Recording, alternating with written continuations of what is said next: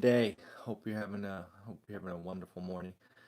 So looks like we're kind of on that path. Kind of a couple of things are coming into focus. We'll kind of play those out for you, and let me know what you think. So first and foremost, we had a couple of those unicorn companies report earnings in the last 24 hours. First up, we'll talk about Peloton. This is the company that just went public. I believe this is their first report since going public. Generally speaking, you would think the news was good, right? Revenue doubled year on year, up to 228 million. So they're roughly on pace to do $1 billion at this quarter's run rate. However, they lost just shy of $50 million, and this is what I call the great reevaluation occurring. This is starting to feel like I've talked about for 6 or 8 weeks now. This is not the '08 crash. This is very .com, kind of 2000 reevaluation, where once you were valued on eyeballs, right? Literally how many people were clicking on your site or links, and then seemingly overnight it was on profitability, and the companies that were too geared or levered towards eyeball capture as opposed to profitability, they were basically out of business in 3 to 6 months, seemingly, because they just couldn't raise more money. They couldn't stay in business, and I think this is happening again at a greater scale. We have unicorn companies that were worth upwards of $80 billion, and as soon as the investors frankly looked at the balance sheet, income statement, cash flow, realized that there was no path to profitability. And why this is important, why I'm talking about it on this channel, is I see this impacting real estate, specifically real estate in the Silicon Valley. I fear or see a potential downturn in these non-profitable companies that could seemingly measure what happened to Southern California when the military bases closed. And if you don't know what happened there, essentially their kind of isolated real estate market hit hard.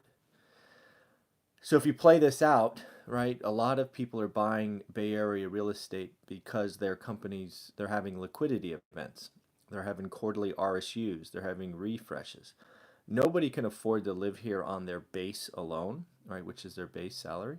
So if their RSUs get cut in half, the value get cut in half, or worse, I think a lot of people are going to look themselves in the mirror and go, why the heck am I living in the Bay Area? It's too freaking expensive.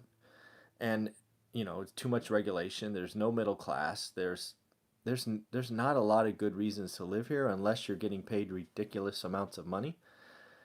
So if that's not you, or if over the next 12 to 18 months you see the value of your stocks collapse, A, you're not going to be buying a home or upgrading, and you're going to be looking for somewhere cheaper to live. So again, I think the Bay Area real estate market could be in some big trouble. So we'll see what happens. So that's Peloton. But again, they're not alone. Smile Direct, Uber, Grubhub all fall into this camp. Had pretty generous evaluations, have since gone public and now below their IPO prices. That brings up Uber. If you saw their report, it's scary. They lost $1 billion in a quarter. That's $11 million a day. I mean, that's a lot of money. That's over $11 million a day. And that's including Saturday and Sunday. And then their CEO came out today, because obviously that report was not received well by the stock market, and said, no, no, don't worry, we'll be profitable by 2021. So by my count, that's 5 quarters away. You're going to go from losing $1 billion a quarter and 5 quarters later be profitable? Call me, I don't believe you. And I'm not saying he's lying, don't get me wrong. I just think he's overly optimistic. And it probably should be. He's a CEO, right? He should be probably putting on those rosy eyeglasses and rah rah and cheer on the troops.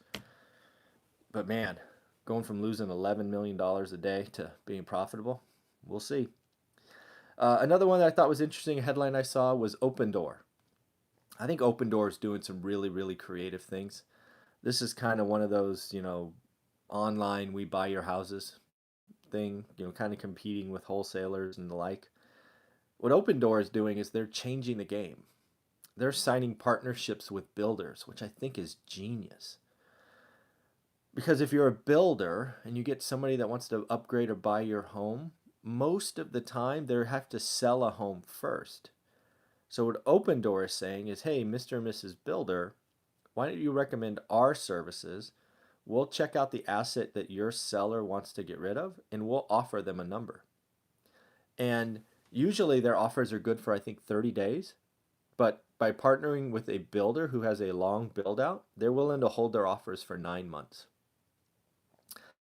I think this is going to help OpenDoor get a lot of inventory. You're going to see a lot of builders encourage buyers to sign up with OpenDoor because their transaction is more solid.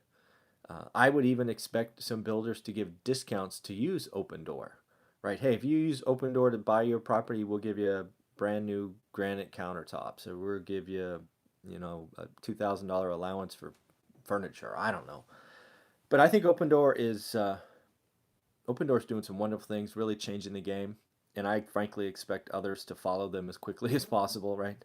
It's not something that can't be copied quickly, but OpenDoor's doing some things, and they deserve our respect for that. So I really enjoy seeing what they're doing. And then the last thing to talk about today is the ISM, right? So basically the service sector came in better than expected, showed some growth month on month, which is important. Came in at 54.7 versus 52 something, if you happen to be looking for those numbers. For me, it's just month to month, and are they above 50? Those are, they report these all the time, right? If you're above 50, it's expansion. Below 50 is contraction. I look for the month on month trend. Because that could be a sign of kind of where we're going. And this month was up versus last month. So lastly, I guess talking about the trade war, it's it still seems to be going in the right direction. I'd love to see a date when this thing is getting signed. Both sides clearly need to get something done. Phase one is taking on importance for both sides. China is asking for more things and reduction in tariffs, which is all part of the negotiation. I think it's still in both parties' interest to get something done. It's frankly why we're setting records, as I talked about 3 or 4 weeks ago, because the trade war is sort of off the headlines. It's not the number one thing we talk about anymore. So pretty cool. So in the end, unicorns aren't being treated separately, right? They're being treated like every other company, and thus profitability is important. And losing $1 billion is not generally a good thing. So in the end, that's what's going on. We'll talk to you tomorrow. I actually have a market report that I'm going to do a video on here in a little bit about Central Valley multifamily, but I'll do that in a separate video. Have a great day. Bye.